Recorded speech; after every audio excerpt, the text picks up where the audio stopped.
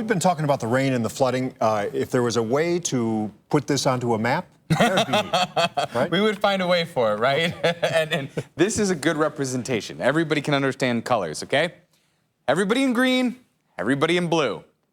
Well above average rainfall over the last 30 days. The areas in gray or in yellow-orange, they're actually below average. And a lot of this for Northeast Ohio has fallen over the last week. In fact, you can see the huge bullseye through Medina, Wayne, Summit County, Portage County, and then all of that flows into the rivers and the creeks and streams, and then that's why they're on the high side now. And we're expecting more rain across Northeast Ohio starting later on tonight. Now, it looks great out there right now.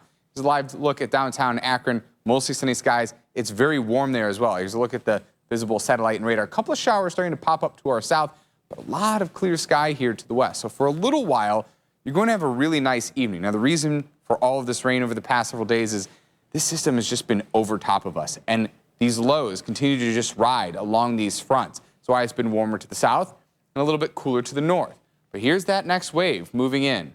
Tonight, tomorrow, does look like it's going to be very wet. We are going to have several rounds of some rain showers moving through as that low tracks right over Northeast Ohio, over Cleveland, and then up towards the upstate New York area. At least we are dry for a few more hours for this evening. So get outside and enjoy it. You can get out and grill until a few showers and storms start to pop up. It does look like this is going to be around 10, 11 o'clock that we're going to see the first wave of showers and storms continuing through the overnight, wet for everybody for the overnight hours into tomorrow morning. We could already start to see some flooding problems by tomorrow morning.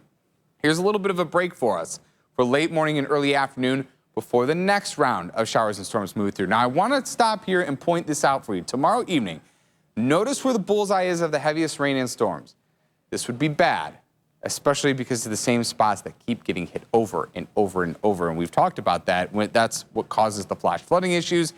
And when it's the same spots that continue to get hit, those creeks and streams and those rivers continue to be on the high side. We will clear up for Friday. Looks like we will have plenty of sun, Chris.